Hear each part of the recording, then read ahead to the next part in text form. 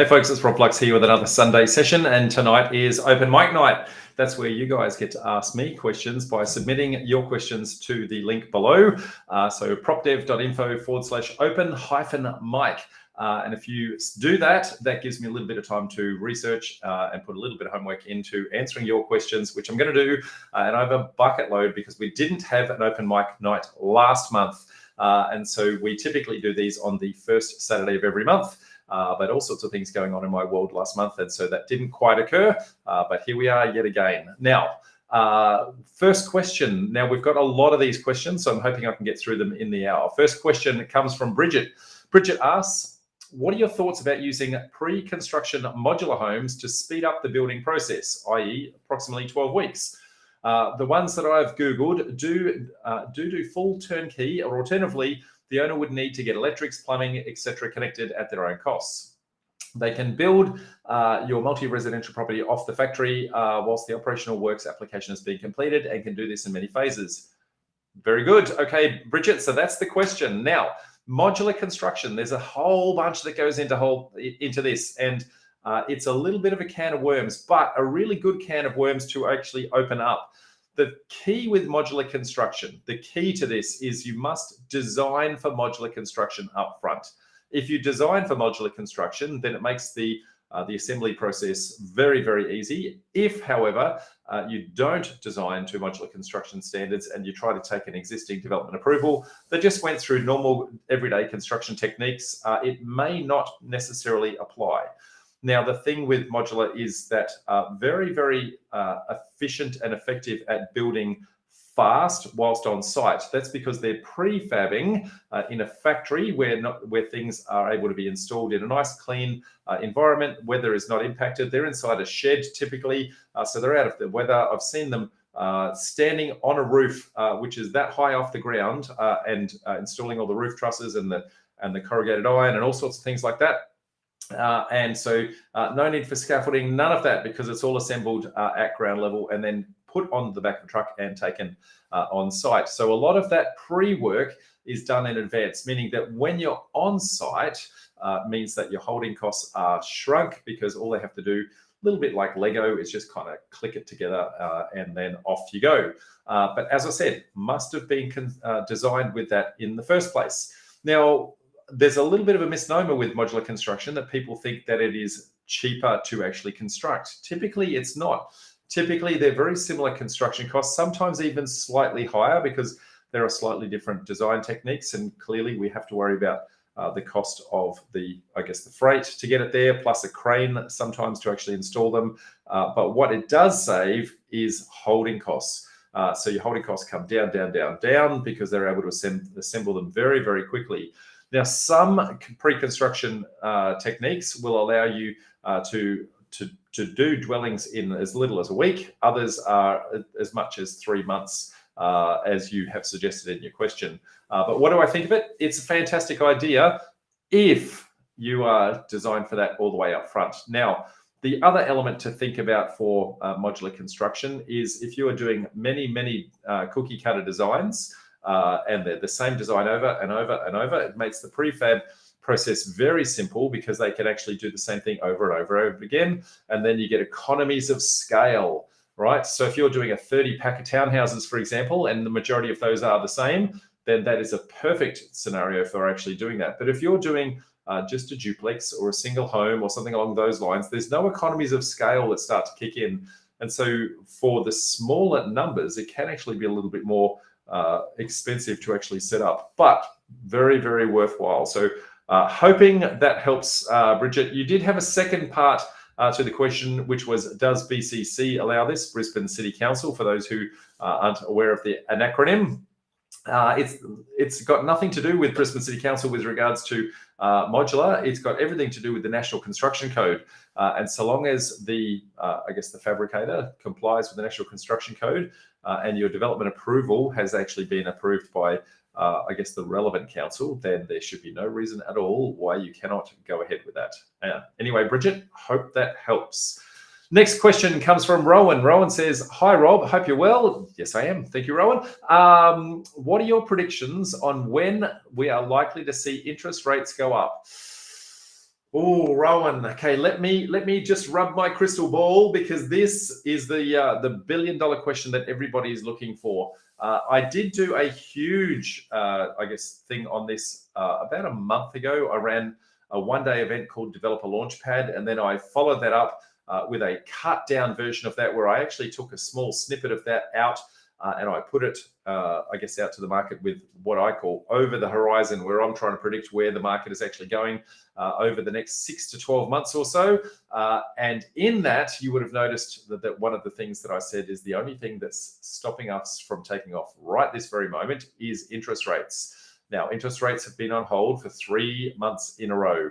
And every single one of the big banks, is predicting that in the next 12 months, we are likely to see anywhere between 3 and 4 rate drops. Now, they're not predicting it straight away, Rowan, okay? So what they're predicting is another hold and another hold. And then probably in Q1 of next year, we'll probably be seeing our very first rate drop, is where most of them are actually talking about. Followed not immediately afterwards, but I guess in the not too distant future by 2 or 3 additional rate drops is what everybody is predicting.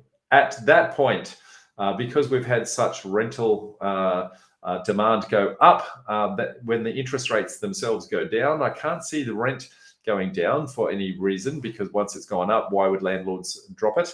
But that's going to make actually purchasing properties actually cheaper in some instances than renting. And so if that's the case, we're going to see a massive amount of people rush back into the property market, and that second wave boom is about to hit. Now, there's a lot more to it than that. Please go back and watch that Over the Horizon presentation, where I go into a lot more detail with 16 different drivers that I think are going to be, I guess, the rocket fuel that we need for our market to actually take off. Anyway, hope that helps, Rowan. Next question, Fiora. Hi, Rob. Thanks for all your hard work. You're amazing. Thank you, Fiora. I really appreciate that. Keep up all the great work. Thank you. So my question is, if one requires an income to pay down external debt, how would you structure a budget of $1 million for a flipping reno strategy when where only private funding is available? What price range of house would you purchase? Fiora, this is a tricky one. Firstly, I don't do renovations, so this is not my area of expertise. But for any project, there's fundamentally 3 different kinds of finance. So you've got, I guess, your residential finance, you've got your commercial-based finance, and then you've got private finance. Those 3 are typically how you, I guess, could structure a deal. If you don't have serviceability, then residential finance is not going to work for you. If the deal itself makes sense, then private finance and or commercial finance will start to make sense. So when we talk about structuring the deal, it's going to be structured in a way that demonstrates the profitability of the deal for that lender or private lender who would be interested in your deal. Now, many private lenders, from institutional private lenders to just friends and family and other investors that you might actually come up to, but all of them are going to want to see, I guess, a profitability of the deal demonstrated. So you're going to have to put together what is called an information memorandum, IM, and that is going to talk about the opportunity. It's going to talk about why this particular project is as great as what it is that you think it is, what the issues and challenges are likely to be, the timelines, the approval processes, the exit strategies, and of course the profitability of the deal, and why you want, I guess, the lender, whoever they may be, to actually get, interested in the deal. Now, typically, those sorts of lenders are going to want more equity in the deal. Now, equity, you may not be familiar with the term, but is effectively the same as deposit. But when you're doing commercial lending and or private lending, then typically you may need 30 or even 40% equity in those deals. Otherwise, you'll need other investors to top up what they call preferred equity funds, and the interest rates for that can start to go high. The alternative way to do that is to negotiate with the vendor who is selling you the property and come up with some creative deals and give them I guess, a little bit of an uplift or a profit split of the deal by them actually staying in the deal. That way, you're not actually purchasing it at all. And if you're not purchasing it, you don't need the serviceability, you don't need the borrowing capacity, but rather you're going to do a profit split, and their contribution is the land, your contribution is your skills, and together you can join forces and potentially do a joint venture. Anyway, Fiora, hope that helps. Next question, Tony. Tony says, hi, Rob, hope you're well. I'm one of your annual members. Thank you, mate. That's greatly appreciated. Thank you for your education over the last Sunday in Melbourne. You're more than welcome for that, Tony. We run those events all the way around the country. As a matter of fact, we run them in Brisbane, Sydney, Melbourne, and Adelaide. And if anyone is interested in coming to our networking events, our meetups, as we call them, it is Melbourne, first Saturday of the month, Adelaide, second Saturday of the month, Brisbane, third Saturday of the month, and Sydney, the fourth Saturday of the month. No matter where you're located, we also live stream them all the way around the country. So for anyone interested in coming to those, please, please, please make sure you do. Click on the links below, developernetwork.com.au/events, and we would love to see you there. Otherwise, back to your question. Now, what he said is, I found one of the established commercial single building, okay, I'm not quite understanding the language of your question. I found one of the established commercial single building, a shop downstairs, and 2 apartment residences upstairs on one title. Okay, so you've got a commercial down the bottom and what they call a shop top. So you've got residential at the top. My question is, if I purchase the established commercial building and only want to keep the shop downstairs and make the separate and separate the titles, become 3 titles in total, would this be possible? Any suggestions would be greatly appreciated. So, Tony, that really comes down to, I guess, the nature of how the construction was actually done in the first place and the original development approval. Is there fire separation between the buildings? So, I guess the residential and the commercial, and equally, if there is, and it was constructed to an appropriate standard, then what you're looking to do is what they call a strata title. So a strata title means that there would likely be a body corporate that looks after the common areas like car parking, rubbish collection, visitor car parking, those sorts of things. There would be a body corporate or a strata management entity that actually looks after that. And if you do that, so long as each entity's got its own separate electrical meter, it's got its own separate power, water meter, gas, all those sorts of things. If you can separate all of those out, there is absolutely no reason why you couldn't do that. So it is called a strata subdivision. Okay. Now, it is not something that you go straight to the titles office to. You're going to have to lodge a development application through to council and get that approved, and then based on that, then go and follow the conditions that council actually mandates, I should say. Then go and get the plan sealing done, which is council's rubber stamping that, then the titles office. Now, that said, it shouldn't actually be that big a project to do. Most of the time, I guess, when the original developer built the construction in the first place, they put most of the things in that you're actually looking for. So the individual metering systems and those sorts of things. So it's about, I guess, understanding where those systems actually sit and retrospectively fitting that, getting a surveyor out, capturing everything. And sometimes you may, depending upon if you have to do any remedial works, you may have to trigger the National Construction Code to bring everything up to standard. Now, that is very subjective to, do you need to modify anything in the building in order to get that across the line? So anyway, hope that helps, Tony, but glad that you're enjoying our meetups, mate. Very good. Vincent's got a question. Firstly, he says, thank you for sharing your knowledge and experience. I have the following questions. So multiple questions here. Do options attract stamp duty? Now, I'm going to enunciate that well, because option and auction sounds very similar. An auction is where there are multiple bidders bidding on a property, whereas an option is a legal thing called where the right, but not the obligation to purchase a property at a predetermined price at some time in the future.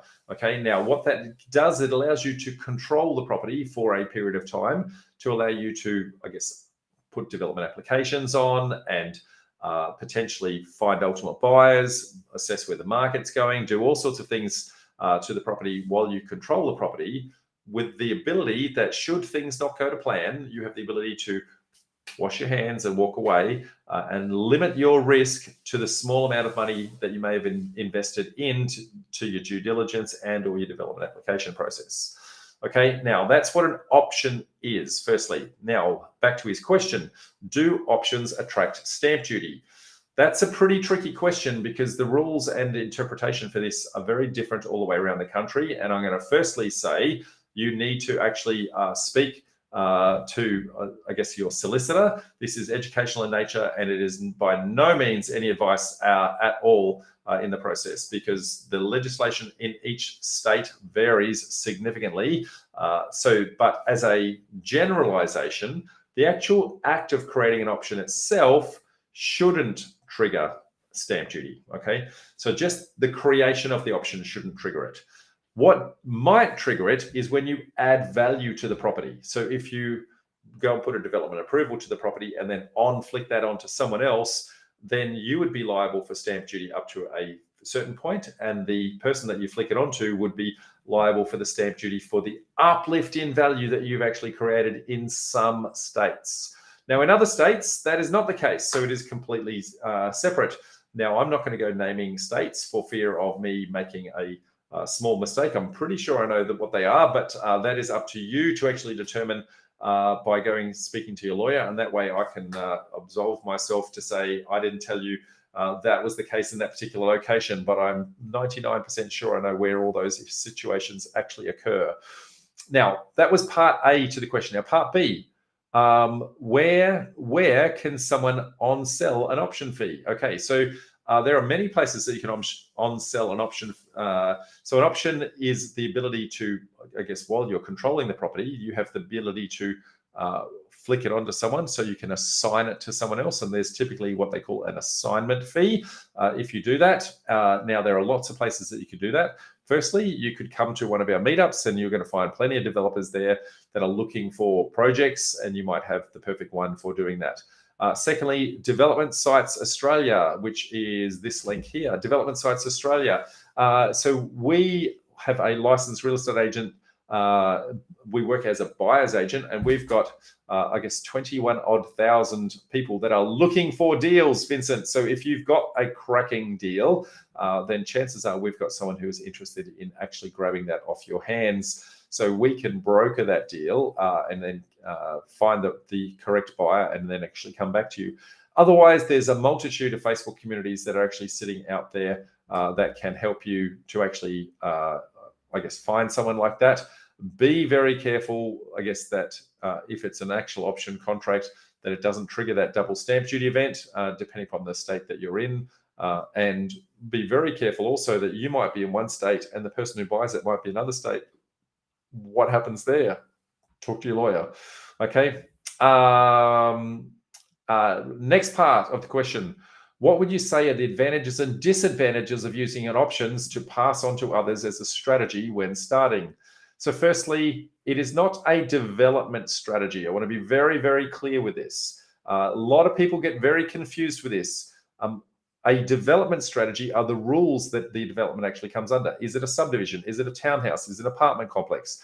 They are the rules. That is your strategy, okay? What an options contract is an acquisition model, of which there are many, many acquisition models that actually sit out there. And it's one of 7 that we teach that will give you the ability to control a property without necessarily owning it. So it's only one. There are 6 others that actually will solve very, very different problems. But you asked for the pros and cons of an option contract. So here we go. Firstly, typically you can negotiate to control the property for a much lower fee than you would do for a deposit in actually purchasing. So long as there is some legal tender that takes place, you could control a property for as little as $1. Now, the likelihood of you doing that for as little as $1 really comes down to your negotiation ability and your ability to convince the person that you are purchasing the property from or getting the option contract from, that your true deposit is not the $1, but your true deposit is actually your time, your effort, your skills, your knowledge, and your funds that are going towards the development application that you're putting onto the property. Okay, now if you can do that, you can negotiate a very low option fee. Most of the time, most of us are not good at articulating that, and you're going to have all sorts of challenges with regards to how large that option fee is. Now, I have seen option fees from as little as $1 all the way up to million plus dollars for the option fee. So don't assume that a option fee will give you a very low option. That an option contract will give you a low option fee. Okay, that's not always the case. The other thing is it has a defined period of time. So you get to control the property for a defined period of time. Again, subject to negotiation. So you might negotiate 6 months, 12 months, 18, 2 years. Okay. Now, the option has a lot of value when there is a lot of time on the clock, because the incoming purchaser who might want to take the option off your hands, what I would call the ultimate buyer, that person may want to add a whole bunch of value to the property that you may not have the skills to, you may not have the bandwidth to. So the more time you give them, the more value there is to the option. Okay.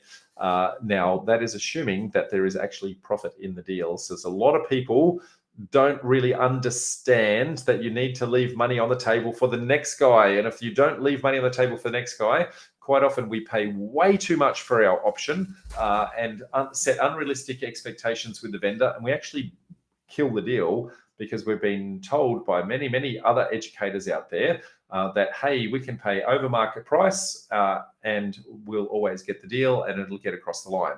The reality is, if you pay too far over the money, then the deal just never will stack and nobody will actually take it off your hands.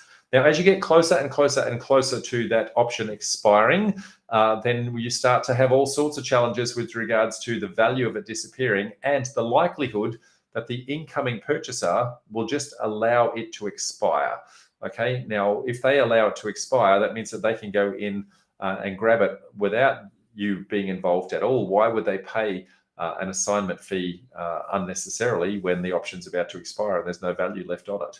Okay, so be very careful that you've got value at the start, you start to lose value towards the end.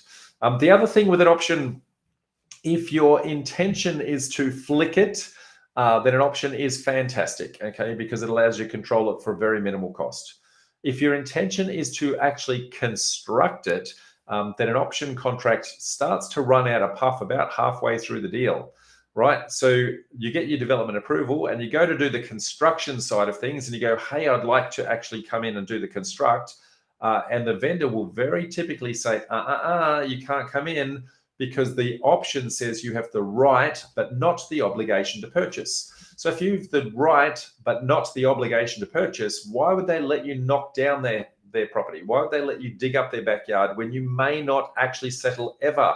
So it's a very dangerous game to actually get into. So typically an option hits a dead end that says you must settle on it. Now, I mentioned 7 of our, creative ways to control property with little or no money. There are a number of those others, not just one, but there are a number of others that can actually allow you to take it all the way through the end. And they will still happily let you construct the property all the way through that process. So options do run out of puff at some point. Now, the other advantages to them, though, is that it gives you the ability to control the property and walk away. It gives you the ability to de-risk the project because you don't know what's going to happen with what are your development approval conditions going to be. You don't know, is the market going to change direction? You don't know what the cost of construction is going to be, all those sorts of things. So you can get a long way into the project and then get your final numbers and go, nah, that's no good. And you walk away and you limit your downside, okay? So it is a risk mitigation strategy is what options are. That's so fantastic from that perspective. It does also allow you time to go and get investors to actually run to actually invest in your project. Now, be very, very careful. If you are in a deal and you don't have investors up front, you're running the gauntlet, and that can be dangerous because as you start to get towards the end of that option period, the investors are going to start to get very nervous, and they're going to wonder why it's about to expire and all sorts of things like that. Okay, so they're the predominant pros and cons. There are a number of others. Probably the biggest one is the complexity of the contract itself. that is that it's very difficult to actually get across the line. Vendors don't understand them. They're not standard. So we go and do a lot of work in actually educating the vendor. And then the vendor goes to their solicitor, and the solicitor hates them. Solicitors will crash them at every opportunity humanly possible. So you need to educate the vendor that their solicitor is likely to crash it. And the people who hate it even more than solicitors, agents. That is because with the right but not the obligation to purchase, there is no guarantee the agent is actually going to get their commission.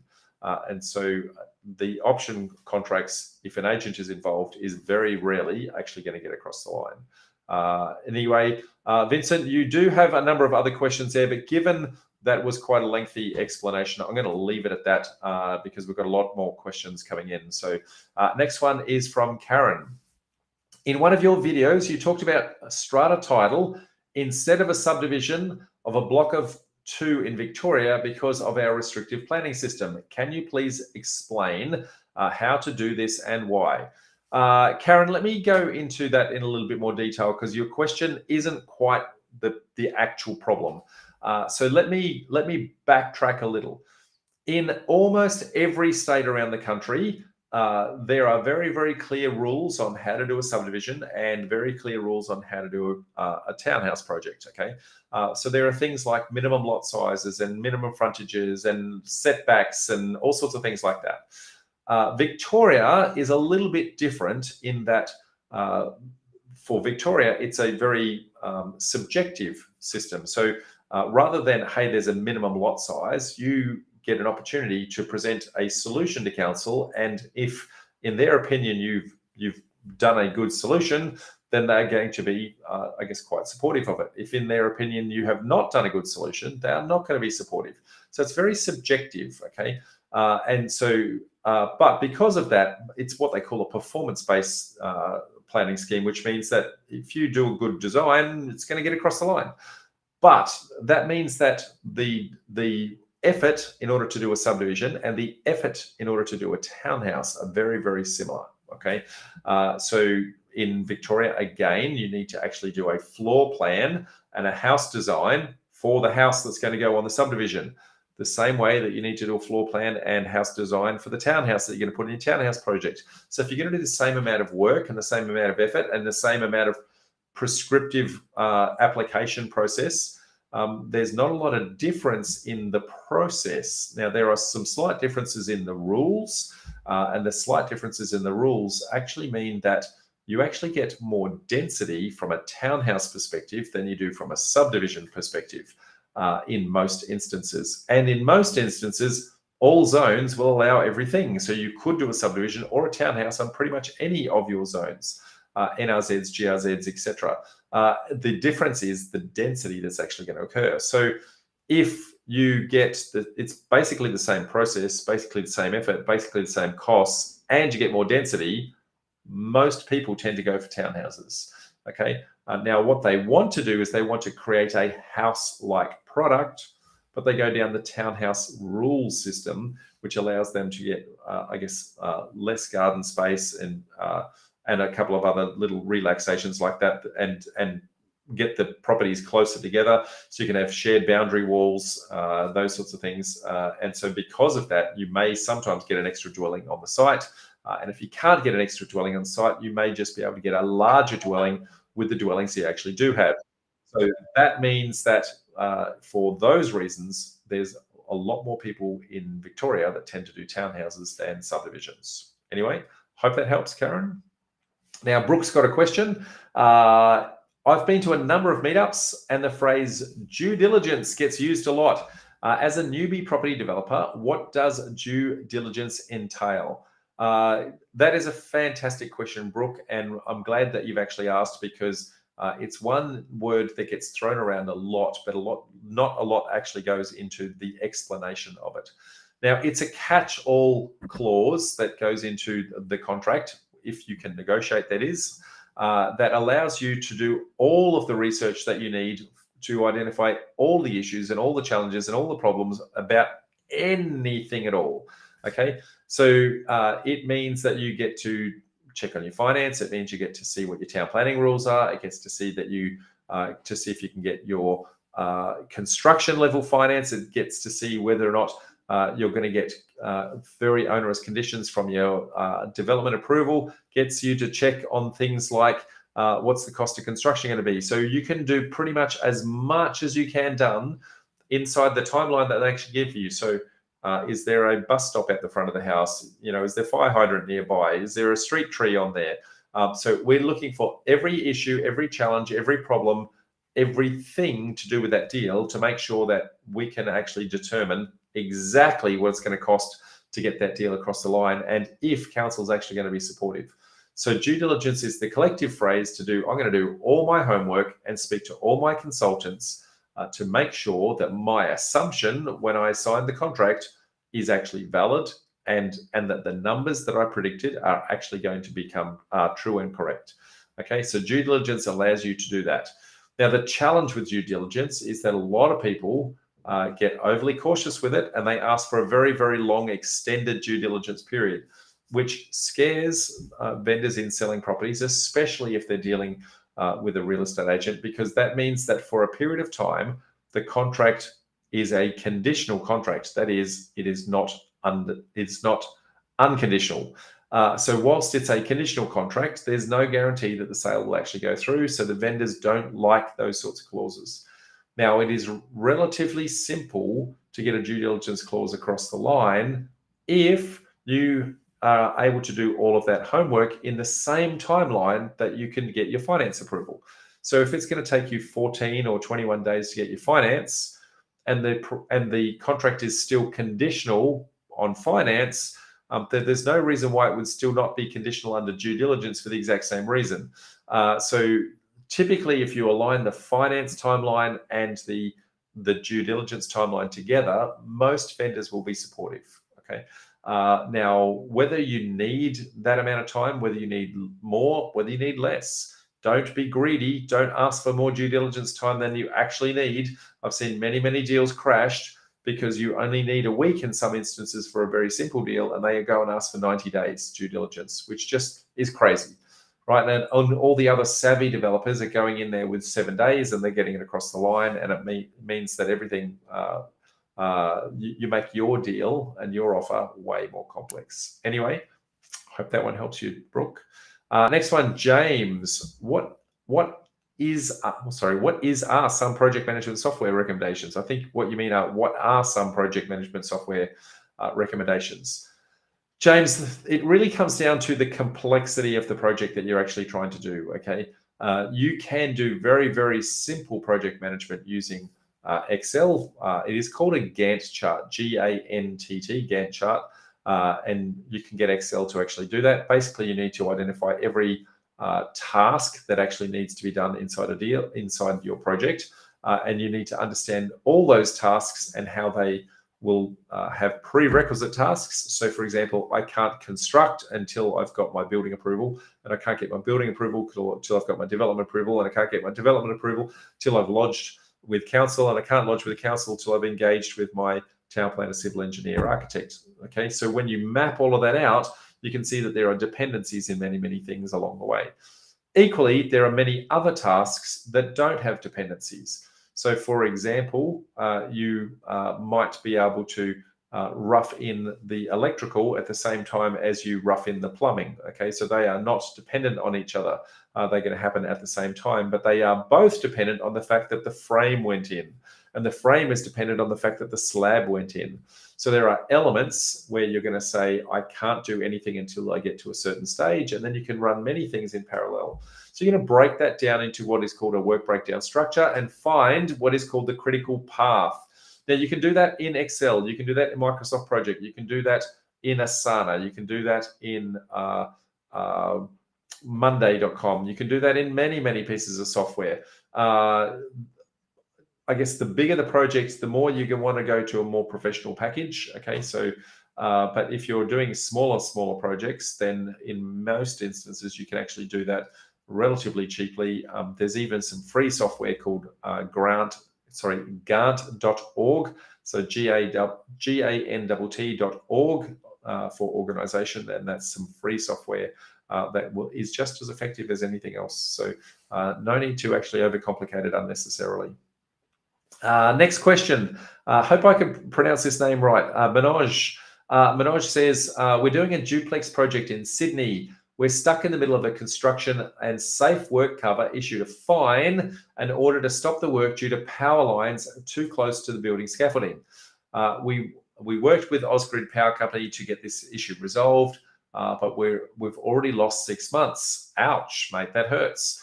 We did everything right in the due diligence by engaging the architect, surveyor, and all the professionals required to survey the site and design accordingly. Somehow, everybody missed the power line issue, including the builder. Now we're incurring a huge cost from the lender, building structure rectification and delays. May I know who should be held accountable in this case to recover the cost of project delay, and how to proceed with any help like legal, insurance, etc. Manoj, firstly, I understand the problem, but who's responsible? Well, you'd have to actually go back and actually track down your audit trail as to all the documentation that was handed over at each point, and whether or not things were actually declared. So you would have some responsibility. You would have some responsibility to hand information over to your architect, for example. The architect would have some responsibility to then make sure that they have validated that work and sanity checked. Now, if you've not handed over, maybe it's you, I don't know. If you have handed over, maybe it's the architect, I don't know. The architect would then be engaging, I guess, with all their relevant consultants, civil engineer and plumber and hydraulic consultants and all sorts of things like that. And so those consultants would have given some info. So did the architect ask the right question? I don't know. Did they not get the right answer back? I don't know. Then they would have put together a package, and that would have then gone to the builder, the building approval stage. So the building approval stage, or in Sydney, they call a construction certificate. You, again, would have gone and engaged all those consultants. And again, scope of works would have gone out to each of the consultants, and they would have given responses. So you've got to see, what does the scope say on the way out, and what does the response say on the way in order to determine and assign blame. Okay, and then at that point, it would have then been handed over to the builder. And again, what was handed over to the builder, and was the builder actually made aware of those things, and whether or not there would be even a duty of care that the builder should know those things, I don't know. Again, you need to actually be talking to a construction lawyer to actually help to dissect all of this. Now, that said, why is there 6 months delay? I'm going to say that there's possibly a couple of other workable solutions that you could have come up with. So for example, you could have dropped the power and potentially gone underground power. It might have given you a little bit more cost in order to do that, but now you'd have no proximity to electricals at all, unless you're talking about, I guess, the street power, in which case, why are you that close? Surely you should be further enough back from a setbacks perspective and things like that. So there's, in short, Manoj, there's so many variables here. It's really tricky to actually lay any blame to anything. And so I am not going to do that. But you need to engage with a construction lawyer. In our meetups over time, we have engaged with many construction lawyers who've, I guess, navigated all of those sorts of problems. So go back and actually backtrack. If you are not an annual member, then go become an annual member. If you are an annual member, you can actually go and look at all of our back catalogues.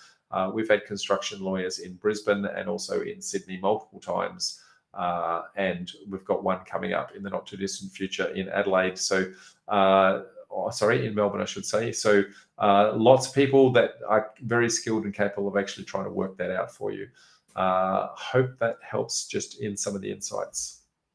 Andre then has a question. Hi, Rob. What are your thoughts on non-bank lending? How to choose one? Things to watch out for? How is the interest rate calculated when they say BBSY? BBSY, I'm trying to remember what that acronym is, but it's the bank swap rate, I believe.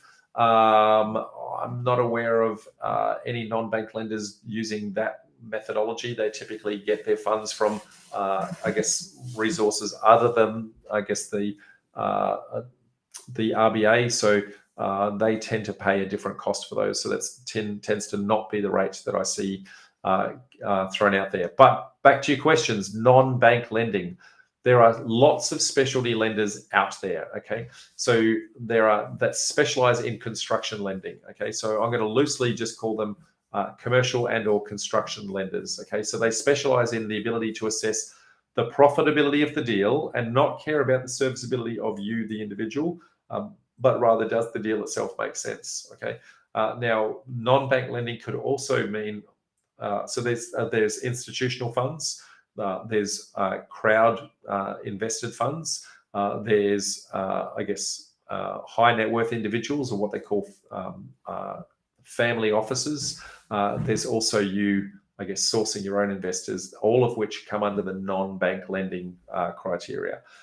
So when all of those, you need to put together an information memorandum. You need to actually talk about the, I guess, the opportunity that sits in front of it, the challenges with the project, the exit timelines, why your deal is the right deal for them to actually invest in, what your experience is, what your exit strategies are, any risks you've identified, and risks mitigation that you've actually put in there as well. Anyway, mate, hope that helps. Next one is Sean. Sean says, how do we begin to buy land and subdivide it? Sean, typically you're not going to buy land and subdivide it unless you're doing farmland. Okay, typically you're going to be buying someone else's house with what they call infill development. So where you're filling in the gaps, you buy a large backyard and then you start to carve that up. Now, where do you start to learn? Firstly, why don't you come to our meetups? We run these all the way around the country, and you're going to see tons of people doing real deals all the time that actually share, I guess, the issues and challenges you're going to need in the subdivision process. So that is path number one. Path number two, find other people that are actually doing it. See if you actually want to shadow them. Path number three, we run a 12-month education and mentoring program. I won't go into a sales pitch on it. It's called Property Development Formula, where we actually teach you the process in how to actually do that. Now, what is super, super important with all of those different approaches, Sean, is that you just don't go in and do it without doing the research. Because there are many sites that are developable that are just not profitable. In fact, 90% of all development sites are not profitable. So it's not a matter of can you do it, it's a matter of should you do it.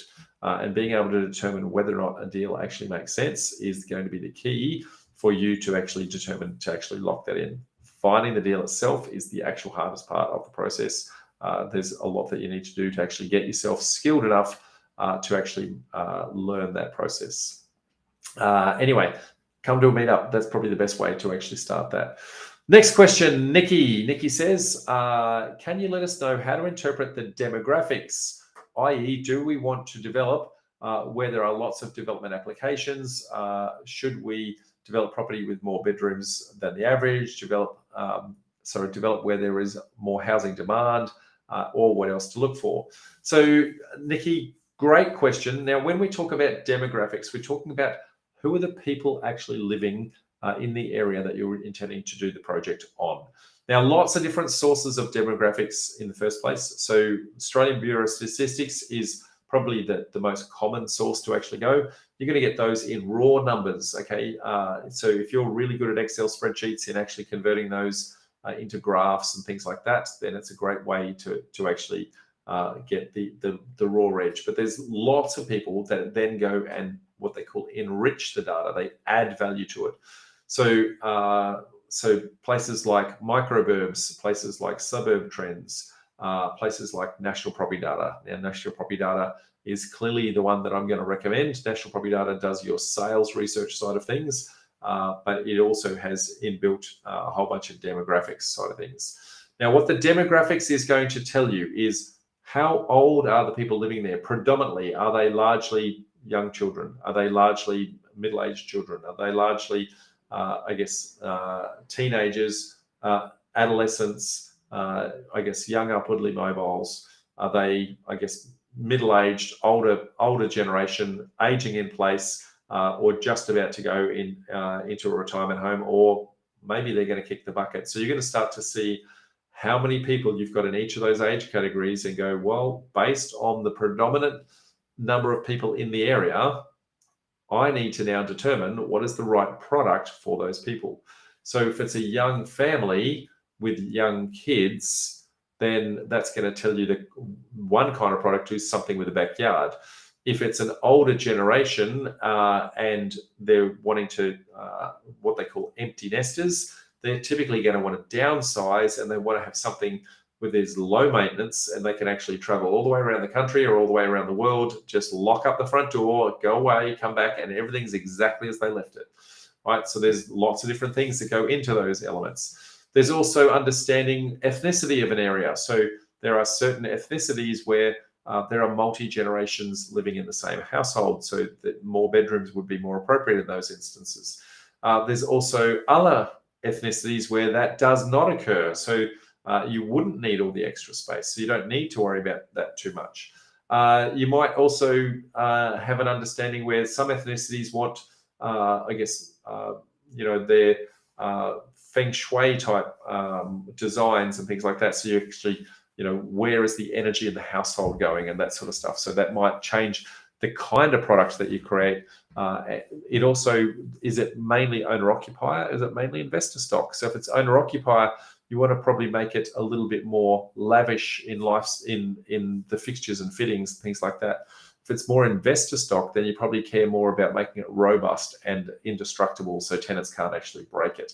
So when we talk about demographics, we're talking about understanding all of those elements that actually sit in there, putting it all into a melting pot. Plus, on top of that, how much money are they earning? Can they actually afford the mortgage of the sale price that you think that you're going to sell this product for? So when you look at all of that, it's going to give you insights into that. You'll also be able to reverse engineer other deals that have actually happened in the area. And you're going to start to see, well, are other people meeting the demand that is actually there? So if you can see a high demand for for aging in place, for example, and when you look at the product set that's actually out there and none of it is that, there's a gaping hole. You should build that. It's gonna be a huge opportunity for you. If, on the other hand, if you see lots of competitors doing the exact same thing, then maybe there's an oversaturation. So understanding the demographics and understanding what is actually on market is why I suggest national property data, because it gives you the sales research as well as the demographic side of things. And so very good place to actually consolidate all of that information. Next question, Douglas. Douglas says, hi Rob, I have a question on the property bell curve. What are the indication of supply and demand for finished product, i.e. duplex, on the downside turn of the bell curve? Thank you very much. So firstly, I might just talk to the bell curve so that everybody actually understands. Now, most suburbs are going to go through the exact same bell curve shape when it comes to developability and development opportunities actually occurring in that area. So firstly, bell curve looks like this, okay? So no developments are actually happening, and then one person speculates. The first guy going in, guy or girl, whoever they might be, they do not know what the finished product is actually going to sell for.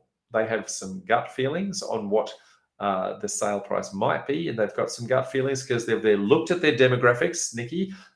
They've looked at their demographics and says, hey, there's a missing element here. I think I can speculate on this. But that person is rolling the dice, or a very experienced, educated person who've done their homework and actually can see that missing element. Now, when that person comes in, they are the market maker. Nobody's been there before. Every other developer then starts to watch what actually happened to them. So then a whole bunch of other people, what we call early adopters, then start to jump in and they go, well, if they made money, pretty sure that we can make money doing the same thing. Then after that, then a whole bunch more developers start to pile in, and that's typically where you guys start to come in, where you can actually see lots of evidence of other people doing stuff, and you still can see lots of demand actually happening. Then at that point, then we start to have Joe Public start to dive in. Joe Public sees all this activity and everybody making money, and they think that they can make money too, but they're not educated. So they often pay too much, which means that they cook the market, which then means that people that are still running projects are trying to get out of Dodge. So they're trying to sell properties into a falling market. And as they start to do that, it becomes a law of diminishing returns as we go. So that's firstly the bell curve. Now back to your question, what are the indication of supply and demand for finished product? Well, the bell curve itself doesn't actually give you the indications of supply and demand. Looking at development approvals gives you an indication of potential supply. Looking at building approvals will tell you how many of those development approvals actually are progressing to the next stage. And then looking for finance approvals will then actually tell you how many of the potential actually get through to construct, because if they don't have funding, they can never get constructed. So you want to be monitoring those, plus looking at a population growth in order to get your supply and demand. When you look at those together, that's going to tell you whether or not there's a potential uplift that will happen on the bell curve. But the bell curve itself, you can see activity on the way up and activity on the way down. People on the way up are all making money. People on the way down, the people at the top are probably still making money, but not much. And then as it tapers off, a lot of people could be losing money. So activity itself, folks, does not necessarily mean profit. Okay, so be very, very careful. Activity does not mean profit. Make sure you understand where you are on the bell curve. And if you do, then your deals will be very much in the sweet spot and you'll be in that 10% mark. Anyway, folks, even though there were a bucket load of questions, managed to get through them all. So that's fantastic. So I'm going to say thank you very much. Fantastic for you guys hanging around, and I will look forward to seeing you at our next meetup in the not too distant future. Remember, we run those meetups all the way around the country. So if you have not been to one before, make sure you actually do. And I'm just trying to find my link to the meetups. So we run these in Brisbane, Sydney, Melbourne, and Adelaide. And you can live stream them no matter where you are, all the way around the country. So very, very worthwhile coming. And you can see from real people doing real deals all the time. Plus learn from industry experts, network with your mates that are all doing the same, and hang on for a beverage or two, and sometimes even dinner. So great night out. Till then, folks, I'm going to say bye for now. Bye.